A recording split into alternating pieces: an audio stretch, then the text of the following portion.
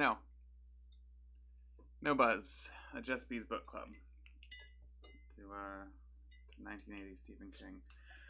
Oh God! Today I will be talking about Danse, Macabre, the first nonfiction book written by Stephen King. He will have others in the future. I'm working off this copy right here. It's got his name is a little textured on the cover. That's very fun. The Anatomy of Horror. It says this is a Futura books publication. I think this is a UK publisher. First published in Great Britain in 1981 by MacDonald and Company. Publishers Limited, London, Sydney. First Futura edition 1982, reprinted 1984, 1985, 1986, twice, 1987. So this is presumably like an 87 edition of it. It only has one footnote. It's got an acknowledgements page that shouts out 6 great writers of the macabre who are still alive: Bloch, Borges, Bradbury, Frank Belknap Long, Donald Wandre, and Manly Wade Wellman. Enter stranger at your risk, here there be tigers. Yeah, this is Stephen King's book about horror, sort of ostensibly about horror from the 50s to the 80s. He does an extremely bad job of sorry, not from the 50s, from 1950 to 1980. He does an extremely bad job of sticking to that. As he does a bad job about a lot of the strictures that he sort of imposes on himself here. I have two sort of baselines for this book. One is a coworker telling me that when he read it years and years ago, he was like, "Yeah, this is really good. It's like sitting at a bar with Stephen King and him just sort of telling you stories and like talking about horror," and that's correct. The other, as I say in every single one of these that are about Stephen King, who I'm reading in publication order, because there is no way for me to talk about this book without me talking about Range Touch. Range Touch, you should listen to Just King Things. It's a much better version of what I'm doing. They have very informed and knowledgeable conversations about this, and I'm doing the publication order specifically because they are doing it, and I've been listening to them for years now. Their episode on this book, on Danse Macabre, is sort of a bedrock for what I'm about to talk about, I guess. They talk very extensively about the ways in which this book, among a number of other things, is deeply anti-intellectual.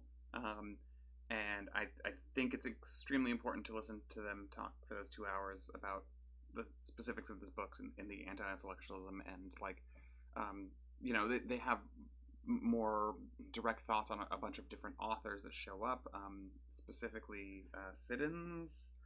The author of The House Next Door, that it's like Anne something Siddons, that comes up in this near the end of this.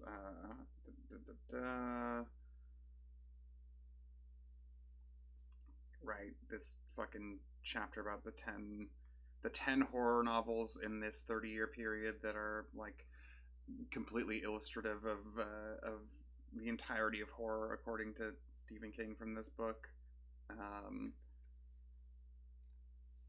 Is so dull. I mean, high level, I enjoyed reading this book. And again, I'm saying that in the context of having the critical part that I think I would have necessarily brought to it if I hadn't already heard them talk about it, being already sort of explicated by Just King Things. The other side of it is like I just finished fucking Roadwork, which is a truly terrible book. It is much more interesting to read King talk about some shit he likes than to read him attempt to fucking write his literary fiction novel. that like explicitly didn't get published when he initially wrote it, because he wrote it alongside Jerusalem's Lot or Salem's Lot, um, and it was discouraged from publishing it at that point, which is correct. Because it's a bad book. It's no Rage in my brain. I think only Rage and The Stand are the ones that I've hated more than Roadwork. But so coming off of that, I read this book, Danse Macabre, in like basically 48 hours. Extremely readable. There's a lot of things that are interesting in here. There's a lot of like shit about King himself in here that I think is like probably very useful to have on the page. The one that immediately comes to mind is him attempting to fucking like son the Black Panthers in 1968 when he was in college, and getting actively booed by the audience when he stands up and like literally according to his terms asks more of a comment than a question, where he basically tries to say like, well, you just explain the military-industrial complex, but that's really conspiracy-oriented. So I think you're wrong, and like literally, the way he relays it, the audience basically boos him till he sits down. He's so deeply embarrassed that he like has imprinted this on his memory forever, and then one of the folks doing the presentation is like, "So you learned something today, huh?" Which is very good. The things that I really dug about this, Doug? Okay. I guess that was the word I chose to use there. King's discussion of horror movies across Danse Macabre. I think he's full of shit in many ways. The fact that he's 33 and has a 10-year-old is fascinating, but like, I don't think he has good opinions about what movies are interesting, but he does have a really broad knowledge of horror film up to this period, and maybe it's just like an archival thing at this point, but like, there was shit like, I didn't know Saul Bass directed a film called Phase 4. I'm really excited to go see that movie now. There's a list in the appendix here. Appendix 1 is called The Films, and it's just 100 movies, that he thinks are important to horror. Just reading a quick selection here. The Abominable Dr. Phibes by Robert Foist? I don't know. Alien, Asylum, The Bad Seed, The Birds, Hitchcock, The Bird with a Crystal Plumage, Hi. Argento, Hi. Black Sunday by Mario Bava, The Brood by Cronenberg, Burnt Offerings, Burn Witch Burn, The Cage, Carrie by De Palma. Pretty good movie. The Conqueror Worm, Creature from the Black Lagoon, The Creeping Unknown, Curse of the Demon by Tourneur, Day of the Triffids, Dawn of the Dead by Romero. Romero comes up a number of times here. That's cool. I'm just gonna read through, a few more. The Deadly Bees, The Deep Red again. Shout out to Argento. Deliverance, which is a thing that comes up multiple times. Dementia 13 by one Francis Coppola. Diabolique by Clouseau. There's Don't Look Now in here. There's Eraserhead in here.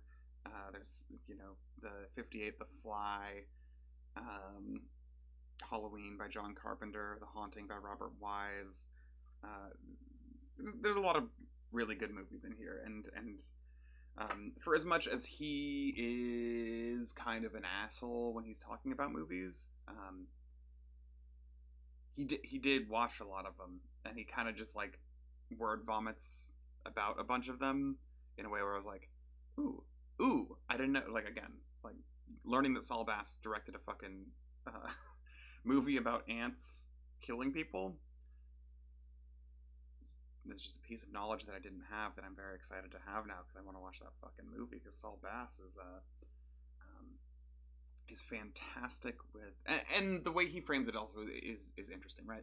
He specifically talks about how, you know, Saul Bass, who among other things is probably most famous for doing like the poster for Vertigo, and I think he did the poster for The Thing, and you know, he's a visual artist, a graphic artist who has an extremely distinctive style.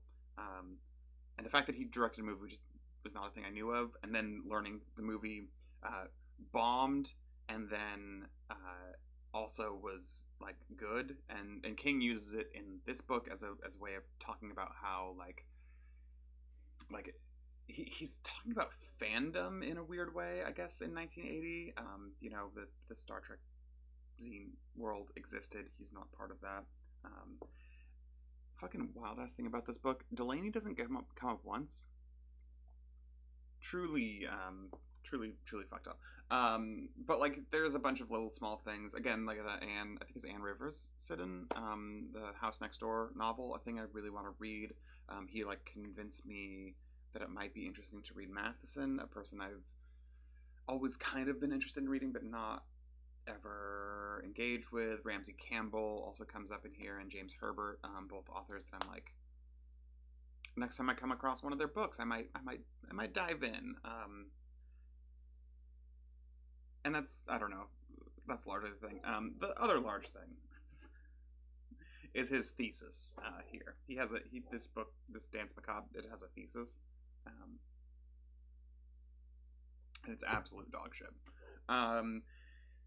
The fundamental argument that he's trying to make, which he undermines a billion times and 10 billion times wanders away from completely and just forgets about throughout the course of writing, is his contention that horror fiction is fundamentally about a reclamation of the status quo. It is about identifying things that are wrong according to cultural norms and eliminating them. And he makes this argument probably about somewhere between a half dozen and a dozen times, like explicitly. And I think each one of them you could look at the thing that he is citing and say, this is actually doing the opposite. Which is fun because one of the sub-threads here is King's dislike of Freudianism, of the impact of Sigmund Freud on thinking about people's psychology, or more accurately, thinking about the way that people interact with art. King is like, that dude's dumb as shit. He's got nothing to say. Nothing is worthwhile. This fundamental argument that he's making, that horror is about identifying the mutant or the evil thing and quashing it, is like the cheapest possible version of the Return of the Repressed that you could imagine. He's fundamentally making a Freudian argument, and not a like an argument that Freud might have made. I mean, who knows? Whatever. It's been a long fucking time since I read Freud.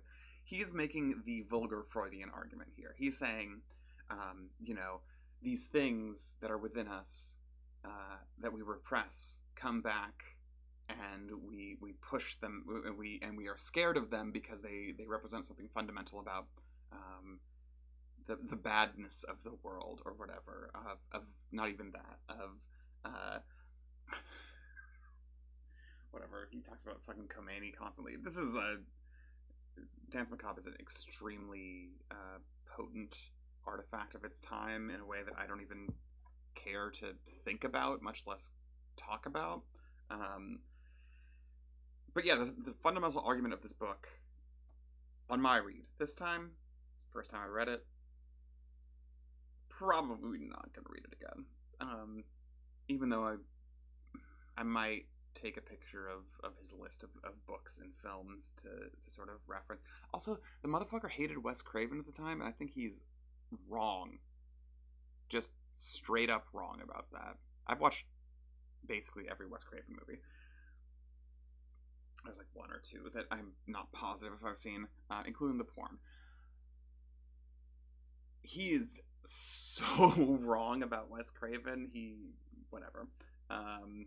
The shout outs to him for identifying that like Cronenberg is like fucking great, even really early, in 1980. Shout out to him for shouting out John Carpenter, because that's also correct, and obviously makes sense because they would then go on to work together. I don't know if they worked together, but Christine by John Carpenter, phenomenal movie. Haven't seen it in a long time. Really excited to read that book actually.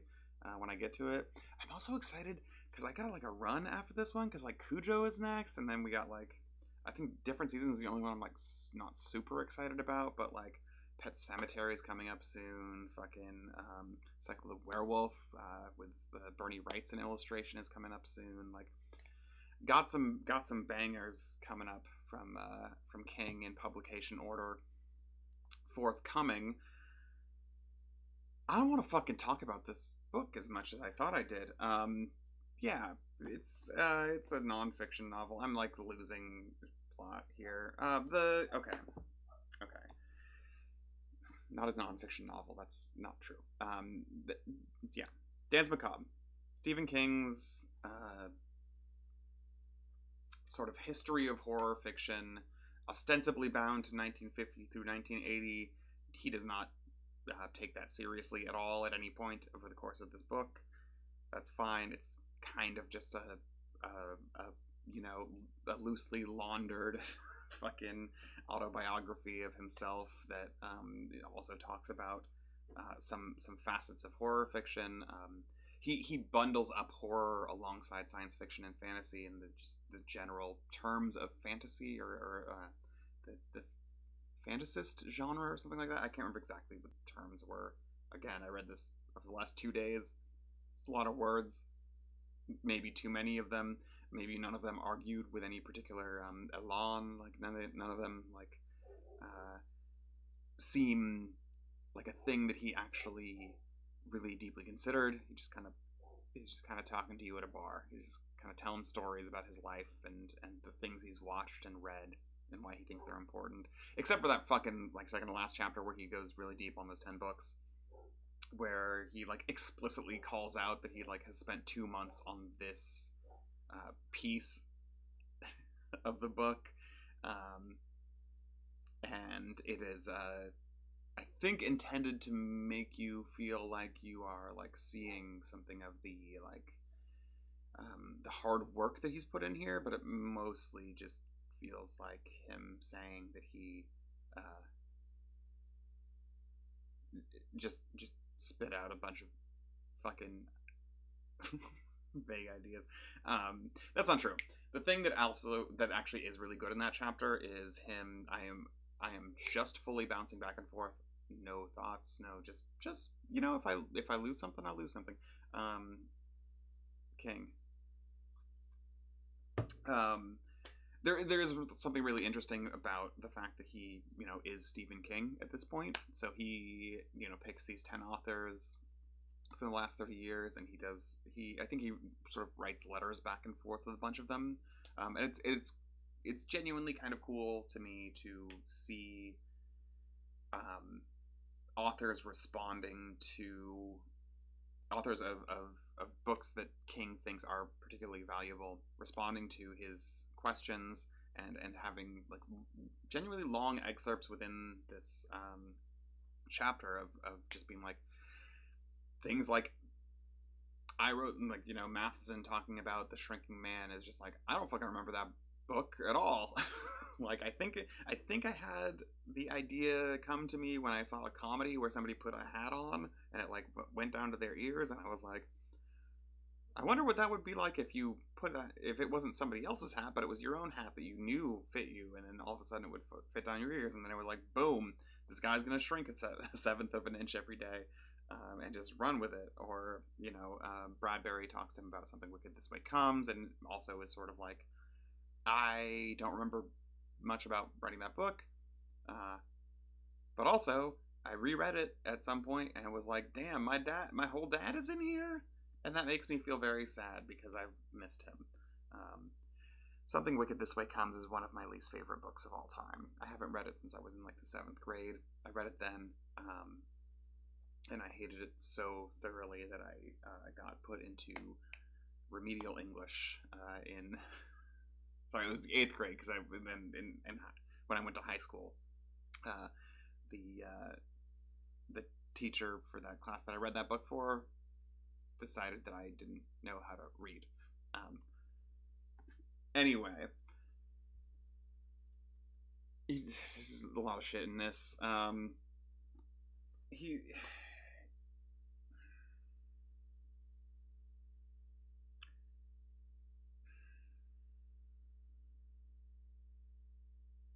don't know. It was kind of a fun read. Mostly for the reasons that I've said, right? Mostly because I'm like glad to have a new store of potential films to watch. The man talks about I think it's a movie called Earth versus the Flying Saucers repeatedly throughout this.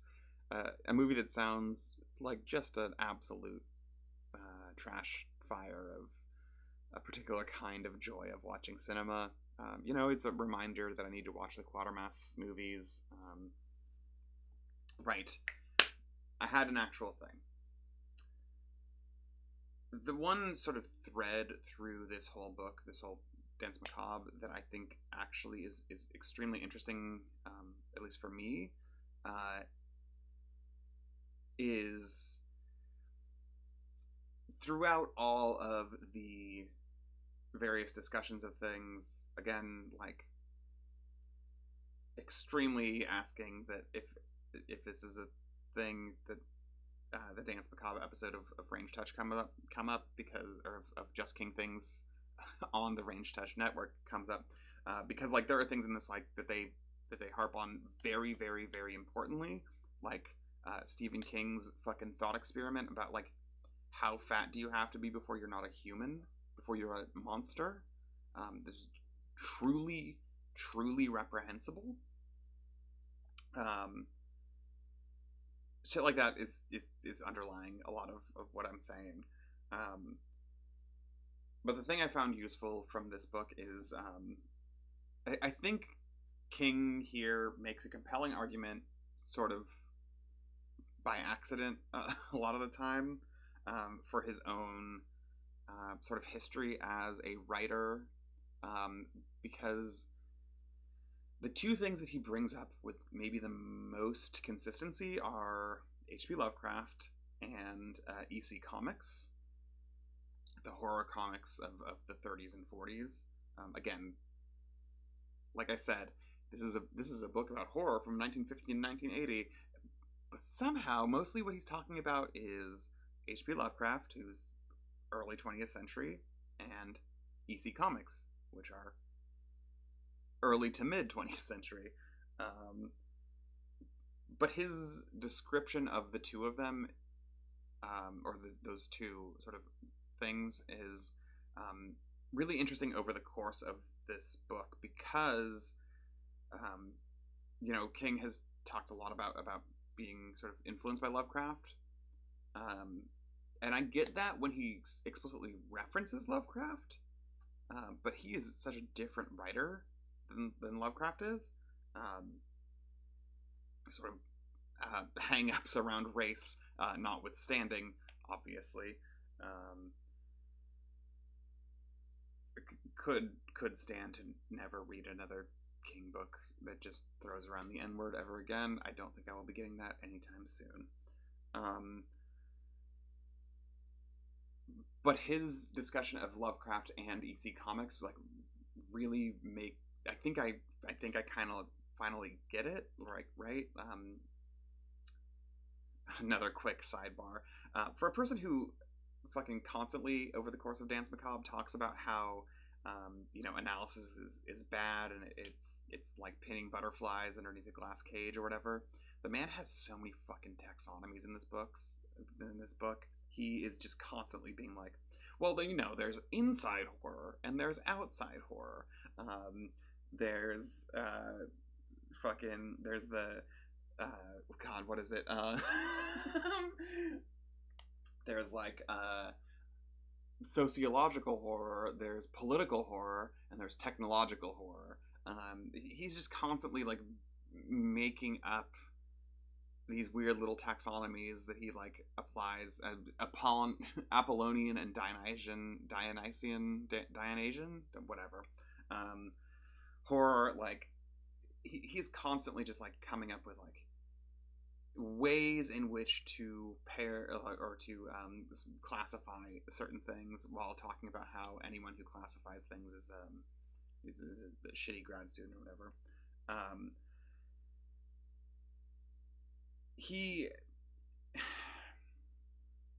The thread that I found that I genuinely enjoyed was him talking about the ways in which Lovecraft can talk about things like non-Euclidean spaces, or sort of knowledge that ruins the possibility of knowledge. He returns to the color out of space constantly, which makes a ton of sense. Once it's also sort of read in tandem with his repeated admiration for sort of the EC comics, the Tales from the Crypt style thing, where this is why the taxonomies came up, right? He talks about there's the difference in level between the gross out, the horror and terror, and the ways that like a writer can go from like, you know, you can do the gross out, right? You just have to poke somebody in the eye or whatever. Like you have to touch on something that is like there's like a example of another movie that I'm like very curious to see. It's called like the Invasion of the Giant Spiders or something like that, and he talks about just like a scene in which somebody's like blending together a smoothie, and a fucking spider goes into the smoothie and gets blended in, and then you see the person drink the smoothie, and you have this moment of like that's the gross out. And then horror is like a higher level of like this is like a thing I'm deeply unsettled by. And then terror is like the true sort of fight or flight thing, I guess, whatever it is. But that's sort of how he breaks up like the EC Comics part of it, and then the Lovecraft part is sort of just hanging. And I'm doing a bad job of talking, which is funny, because that's all I'm doing here. He manages to splice those things together in a way that, now having read everything that he's written, you know, prior to this, it helps things click for me in a way that I found very useful. He's a fucking weirdo, and the fact that he talks about the fact that he's 23 or 33 throughout this weirds me out also.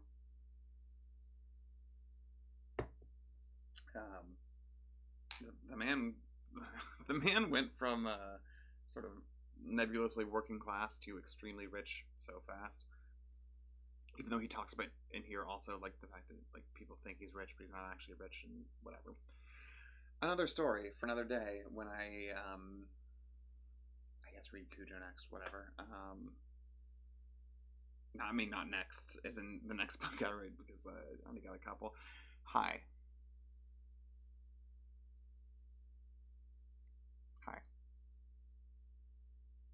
Nice to see you. And, you know, as always, I really do appreciate it. Thanks for not watching.